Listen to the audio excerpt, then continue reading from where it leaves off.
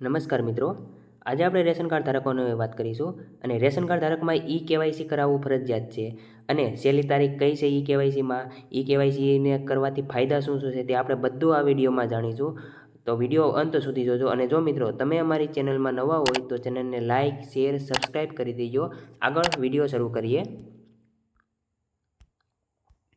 તો સરકાર તમામ રેશન કાર્ડ ધારકો માટે કેવાયસી જરૂરિયાત બનાવ્યું છે. કેવાયસી પ્રોસેસ પૂરી થયા બાદ તમારું રેશન કાર્ડ સક્રિય રહેશે અને તમને સરકારી યોજનાઓ હેઠળ મળતી રાશનના લાભો ચાલુ રહેશે. જો કેવાયસી પ્રોસેસ પૂર્ણ ન કરવામાં આવે તો તમને મળતું રેશન બંધ થઈ જશે અને તમારે આ લાભો મેળવવા માટે પાત્રતા રહેશે નહીં. તમારે કેવાયસી કરવું ફરજિયાત છે તો તમને રેશન મળશે. આગળ વાત કરીએ તો તમારા રેશન કાર્ડ માટે કેવાયસી પ્રક્રિયા 30 સપ્ટેમ્બર 2024 સુધીમાં પૂર્ણ કરવી જરૂરી છે. જો તમે આ સમય મર્યાદા પૂરી નહીં કરો તો તમારું રેશન કાર્ડ અમાન્ય થશે અને રાશનના લાભો આપવામાં આવશે નહીં. તમારે 30 સપ્ટેમ્બર સુધી તમારે કેવાયસી કરાવવું ફરજિયાત છે, નહીંતર તમને રાશન મળતું બંધ થઈ જશે. આગળ વાત કરીએ તો રેશન કાર્ડ કેવાયસીના મુખ્ય ઉદ્દેશો કયા છે તે જાણીએ આપણે.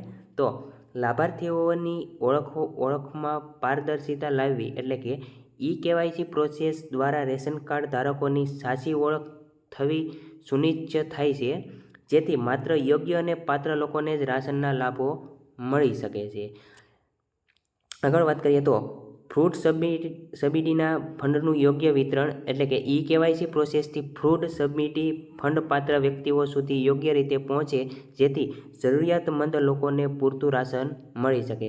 જે આ રેશન કાર્ડ આપણે કેવાયસી કરાવવું ફરજિયાત છે અને કેવાયસી કરો એટલે તમને રાશન મળશે. જે નકલી રેશન કાર્ડ ધારકો છે એને રેશન મળતું બંધ થઈ જશે. આગળ વાત કરીએ તો રેશન કાર્ડ કેવાયસીના ફાયદા શું શું છે તે જાણીએ. તો કેવાયસી દ્વારા રેશન કાર્ડ ધારકોની ઓળખ મજબૂત બનાવવામાં આવે છે, જેથી ફક્ત પાત્ર વ્યક્તિઓ જ લાભ મેળવી શકે છે. જે રેશન કાર્ડ કેવાયસી કરેલું છે તેને જ રેશન મળશે અને કેવાયસી નકલી છે એને રેશન મળશે નહીં. આગળ વાત કરીએ તો ડુપ્લિકેટ રેશન કાર્ડનો ઘટાડો, એટલે કે કેવાયસીથી બોગસ અને ડુપ્લિકેટ રેશન કાર્ડની ઓળખ કરવામાં સહાય થાય છે અને તેનાથી બિનજરૂરી લાભો અટકી જાય છે. જે નકલી રેશન કાર્ડ ધારકો છે તેને જે ડુપ્લિકેટ ડોક્યુમેન્ટ દઈને કામો કરાવે છે તે કામ બંધ થઈ જશે. આગળ વાત કરીએ તો સરકારી યોજનાઓનો સરળ એક્સેસ, એટલે કે કેવાયસી પૂર્ણ થવાની રેશન કાર્ડ ધારકોને સરકારી સેવાઓ અને યોજનાઓનો ઝડપી એક્સેસ મળે છે.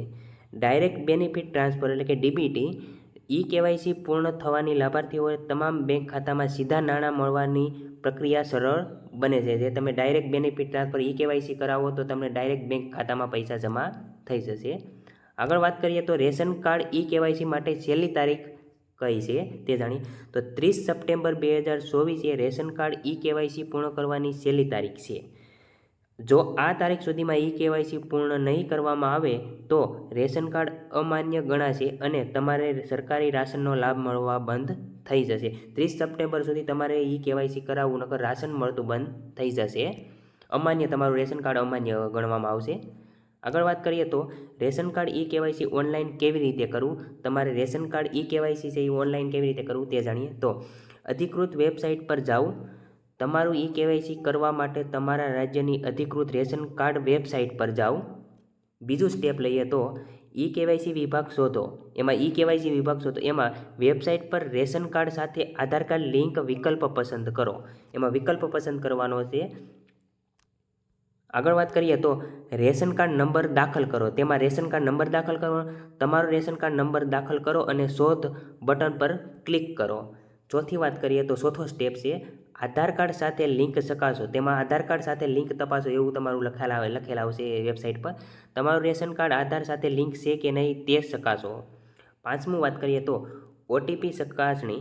તમારા રજિસ્ટ્રેશન મોબાઈલ નંબર પર આવેલ ઓટીપી દાખલ કરો. આગળ વાત કરીએ તો કેવાયસી પ્રોસેસ પૂર્ણ કરો.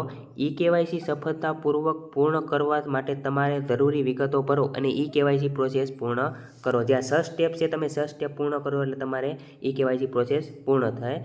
આ પ્રમાણે તમારું કેવાયસી પ્રક્રિયા પૂરી થાય છે અને તમે તમારું રેશન કાર્ડ સતત સક્રિય રાખી શકો છો, જેથી તમને સરકારી યોજનાનો હેઠળ મળતું રાશન સમયસર પ્રાપ્ત થઈ શકે છે. અને